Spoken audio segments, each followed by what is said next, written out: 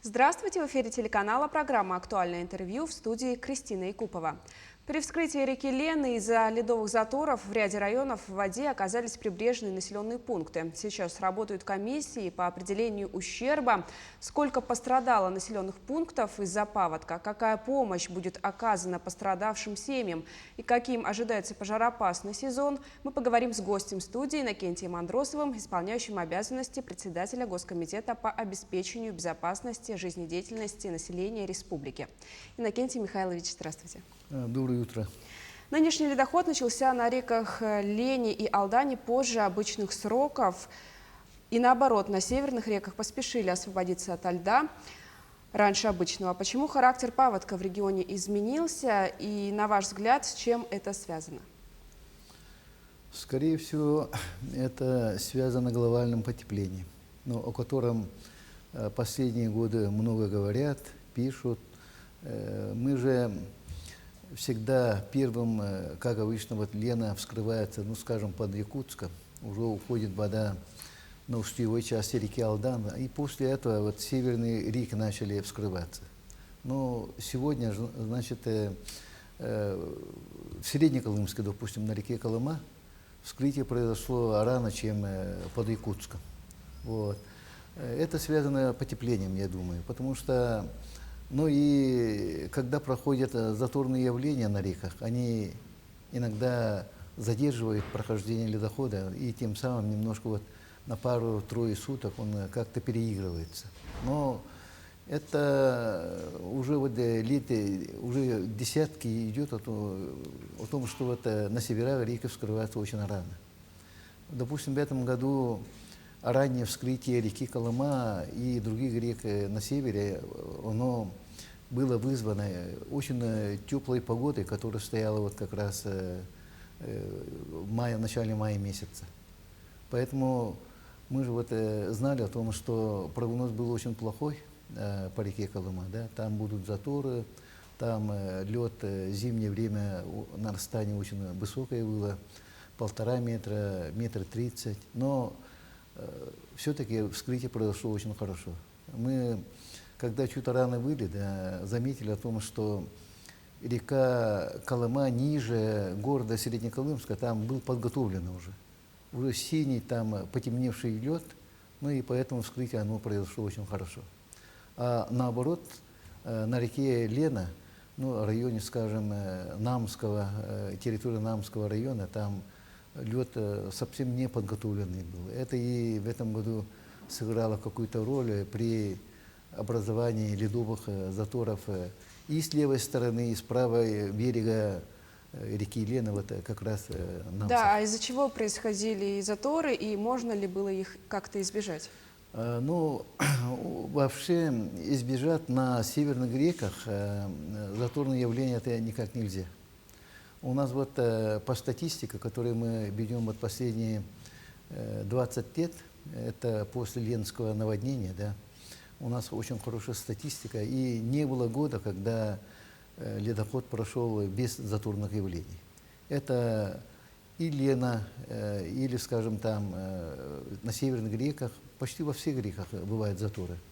Или вот наши реки, вот Амга, Алдан, постоянные места образования ледоходов там и провоцируются, и ледоход встает. Поэтому, исходя из этого, конечно, идет подготовка к пропуску весеннего полугодия нашей республики. Как отработали все службы в населенных пунктах, попавших в зону затопления? В целом, первое вот у нас в этом году это Хоринцы, да, Лёкминский район. Муниципальное образование, на наш взгляд, отработало очень хорошо. Потому что, и, конечно же, реагирование от города Якутска, всех служб, которые взаимствованы на пропуск весеннего полугодия, оперативная комиссия отработали очень хорошо. В целом, затор был очень большой, и при том он очень длинный затор был. Весь лед, который шел со стороны Ленского района, он собрался вот туда. Вот, поэтому было принято решение комиссией по определению подрывных работ на реках. У нас такая вот комиссия есть. Мы, значит, решили его подрывать. Ну и со второго подрыва там, ну, нормально его разрушили и ушел. Вот, поэтому мы, наверное, никогда не будем избегать заторные явления, они будут. Есть труды, сделанные нашими вот ветеранами, которые изучали заторные явления. И у нас более 60 мест на реках республики, где могут в любое время, весеннего во время ледохода, образоваться заторы. Поэтому мы, конечно же, республика, главное управление через правительство республики, готовимся на это. И оперативная комиссия, они готовы всегда провести эти работы в любое время. А как с населением была проведена работа? Население, значит, в самом, вот, ну, скажем, примеры хоринцев, да. Вообще на этом участке, да, не так часто бывают заторы. Ну, они бывали, но, ну, скажем, 10 лет один раз, вот так, ну, небольшие. Стоял там двое суток и все, сама разрушался. И в этом году муниципальное образование и молодые люди, и школьники, они, старшеклассники, очень хорошо помогали, потому что как раз там в береговой зоне, там проходит дорога, улица. Там и сделали, ну и там и участвовали наши люди, которые туда были, вот председатель нашего госкомитета там руководил. Они строили даже примитивную такую дамбу, которая, значит, ну, свою роль тоже сыграла. Вот. Поэтому, конечно, когда такая опасность подходит в населенных пунктах, которые вот на прибрежных береговых участках рек находятся, надо вести любые работы. Даже они помогут там 1, 2, 3 часа, да, вот, натиск воды. Поэтому в целом в зимнее время, период подготовки к весеннему паводку, сверху вниз проводится очень большая работа. Проходит совещание на уровне главы, председателя правительства, курирующего первого заместителя правительства. Поэтому в начале января уже принимается почти первым в начале года распоряжение правительства по пропуску весеннего полугодия. И там все расписано, как мы должны отработать. Все министерства по своим направлениям проводят тоже работу по подготовке встречи пропуска весеннего полугодия. Вот. А сейчас проводится оценка ущерба в пострадавших населенных пунктах. А когда она завершится? У нас вот не у всех регионах, но в нашем регионе вот начиная с 2001 года работает исполнительная дирекция по водному хозяйству. И раньше там у него другое название было, и ликвидация последствий там паводка. И сегодня, значит, по закону за 30 дней с начала, значит, регистрации затопления данного населенного пункта должны завершить все работы по подсчету ущерба. Сегодня, значит, у нас республика порядка 300 дворовых территорий, они подверглись как раз вот весеннему паводку. И исполнительная дирекция под руководством Гаврила Егоровича Слободчукова, они уже давно начали работу. И сегодня, по информации, осталось только завершение Намский и город Якутск.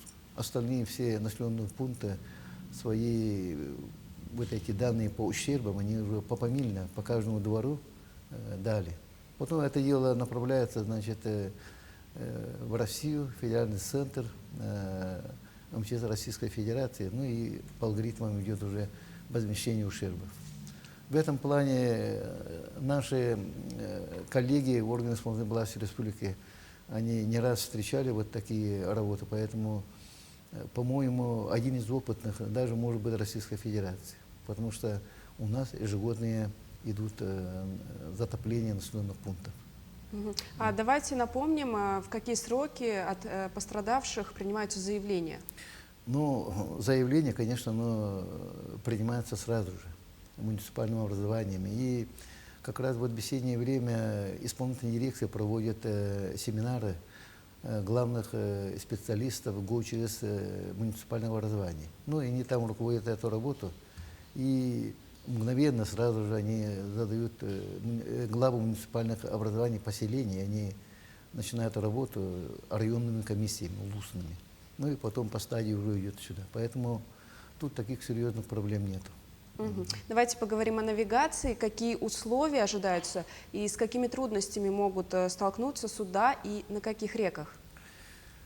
Ну, навигация, значит, мы, Государственный комитет по обеспечению безопасности жизнедеятельности населения, он является уполномоченным органом по организации северного завода и летней навигации. Навигация, значит, по доставке грузов по Арктике, по населенным пунктам республики и Центральной Якутии, оно стоит из двух этапов. Первый этап – это внутренние наши реки. Как начинается, значит, вскрытие, начинается навигационный период, и начинаем мы с первых дней же вместе с судовладельцами организовывать вывоз, погрузку товаров и доставку по местам. Сегодня у нас первый этап – это реки, которые очень быстро у них вода падает. Это река Амга, это река Белюй. Но по реке Амга в этом году мы без проблем будем доставлять все грузы. Сегодня идут там уже суда, и уже начинается разгрузка места, где мы доводим. По реке Белюй у нас, начиная, значит, с осени, да, шла подготовительная работа именно касательно реки Белюй, потому что в этом году снега по бассейну реки Белюй было очень мало, поэтому прогноз был неутешительный. И плюс от Белюйского водохранилища как раз было решено не делать попуски для повышения габаритов для судоходства. Вот как раз позавчера в Ленском бассейновом водном управлении прошло заседание, где все-таки по заявкам судовладельцев и, конечно же, и правительства республики принято решение о попусках.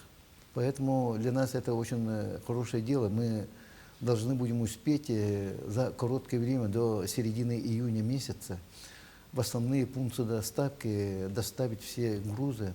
Это порядка 80 тысяч тонн, различные грузы.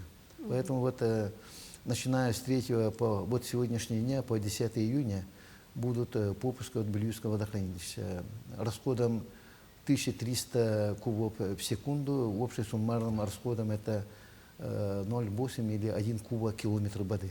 Этого в этом году хватит для судоходства. Иннокентий Михайлович, спасибо, что ответили на наши вопросы. Это была программа «Актуальное интервью». Оставайтесь на нашем телеканале.